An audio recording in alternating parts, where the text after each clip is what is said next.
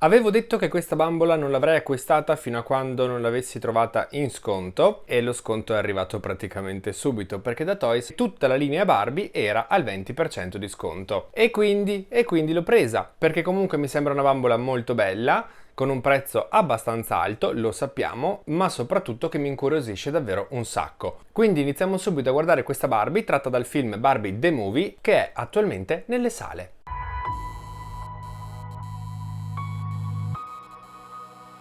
Questa è la versione diciamo base della Barbie di Margot Robbie tratta dal film e come vedete la scatola ci permette di guardare la bambola completamente all'interno perché è tutta trasparente con questa vetrina trasparente, addirittura è trasparente anche la parte superiore. Qui in basso scritto in olografico troviamo il logo Barbie The Movie con qui sopra questa stellina quasi arcobaleno. Su un lato troviamo un cuoricino con all'interno la foto della casa, poi al centro il logo Barbie The Movie sempre con la stellina e sopra un cuoricino con la B di Barbie. Sull'altro lato troviamo le stesse identiche cose ma messe al contrario, quindi prima la casa, in alto poi al centro il logo Barbie The Movie e sotto la B di Barbie. Il retro, come più o meno comunque tutta questa scatola, è identico a quello che abbiamo visto nella scorsa recensione, ma poi vi mostrerò anche una piccola differenza. Qui in alto troviamo ovviamente il logo Barbie The Movie, qui ci dicono saluti da Barbieland, ti auguro di passare la più bella giornata di sempre.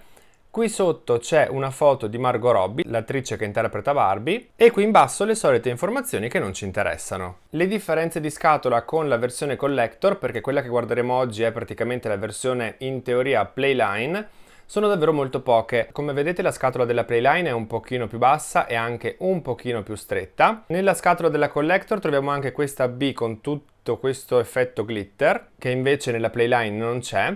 E in più, come vedete, qui non c'è alcuna cornicetta che invece possiamo trovare tutto intorno alla vetrina della versione Collector. Per il resto, però, sia per il retro che per i lati, le scatole sono praticamente identiche. Ma visto che lei l'abbiamo già vista, togliamola e andiamo subito ad unboxare lei perché, ragazzi, vi dico che vedendola dal vivo potrebbe diventare attualmente la mia preferita. Ed eccola qua, una volta fuori dal box. E sì, ragazzi, devo dirvi che a impatto la preferisco addirittura alla versione precedente, la Collector, la Western, e boh, lei ha questo mix di bon ton, un po' Dorothy, Mago di Oz, che mi piace tantissimo, ma avviciniamoci. Lo stampo del suo viso è ovviamente quello che abbiamo già visto nello scorso video, lo stampo creato appositamente per Margot Robbie.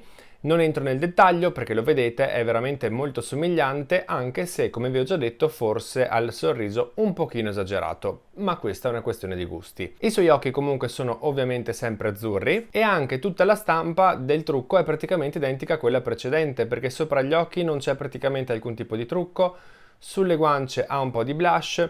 Se alziamo la frangetta possiamo vedere le sue sopracciglia e anche un sacco di gel che sono di un biondo scuro cenere molto definite e invece sulle labbra c'è questo rossetto rosa leggermente lucido. Ma andando proprio a vedere i suoi capelli vediamo che le hanno realizzato questa frangia che non rispecchia molto l'acconciatura che lei ha nel film ma che ricorda quasi di più l'acconciatura originale di Barbie. Anche guardandola di lato infatti vediamo che appunto questa frangia arricciata che ricorda quasi più la prima Barbie che realmente Margot Robbie nel film. Non è realizzata male, ma sicuramente avrei preferito una riga aperta proprio come lei nel film e proprio come ho visto che in moltissimi hanno fatto su questa bambola. Tutta la parte superiore è stata raccolta in una codina qui in alto, chiusa da un elastichino trasparente e in più dove è stato aggiunto anche questo fiocchettino di raso rosa. È un fiocchettino semplice ma devo dire che comunque è molto carino e sicuramente l'arricchisce, anche perché piuttosto di un cerchiettino o un fiocchettino di plastica molto meglio realizzato così in tessuto. E questo è stato fissato con un pezzettino di plastica direttamente nella sua testa, quindi non è un elastico e se andremo a rimuoverlo difficilmente riusciremo a farglielo stare di nuovo in testa. Andando a vedere i suoi capelli anche dal retro possiamo vedere che sono abbastanza lunghi, infatti le arrivano praticamente fino al sedere che è la lunghezza esatta, la lunghezza perfetta, e in più spero che si riesca a notare che non sono di un solo colore ma anche nel suo caso sono biondi con due tonalità di biondo diverso.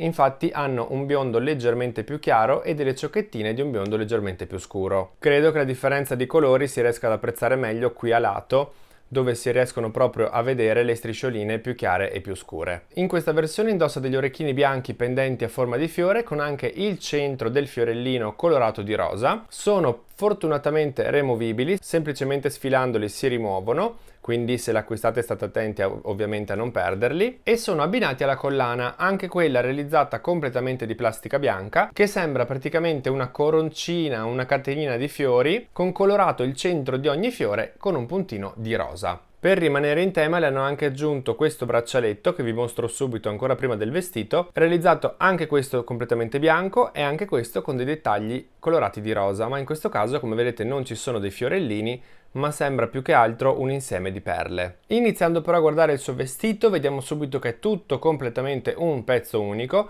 ed è tutto realizzato con la stessa stoffa a quadri bianchi, rosa chiaro e rosa scuro.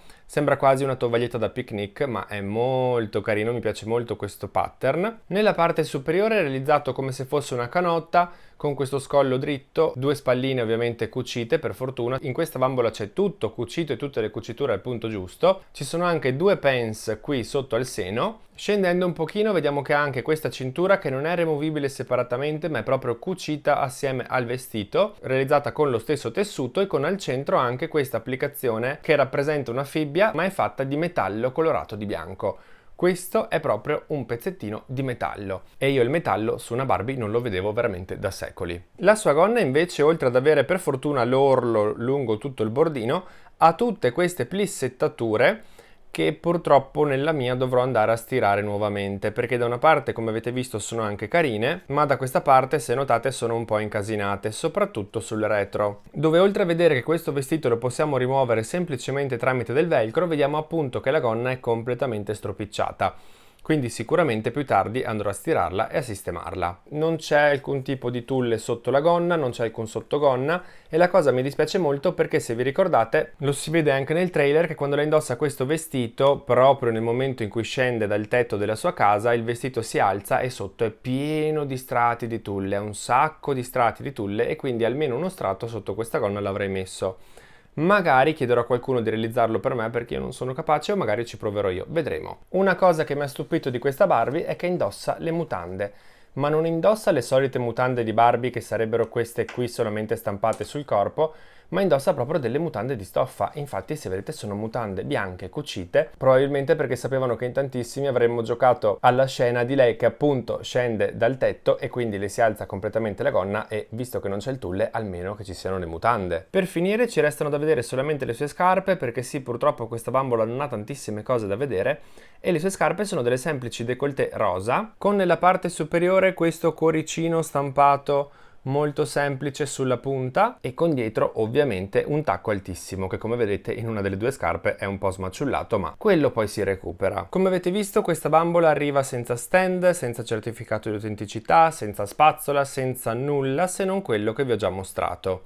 È un peccato perché è vero che loro la vendono come bambola non da collezione, ma comunque uno stand anche molto semplice l'avrà inserito. Secondo me sarebbe stato sicuramente un accessorio molto utile, soprattutto perché le Barbie di questo film, da quanto ho visto, vengono acquistate principalmente da collezionisti.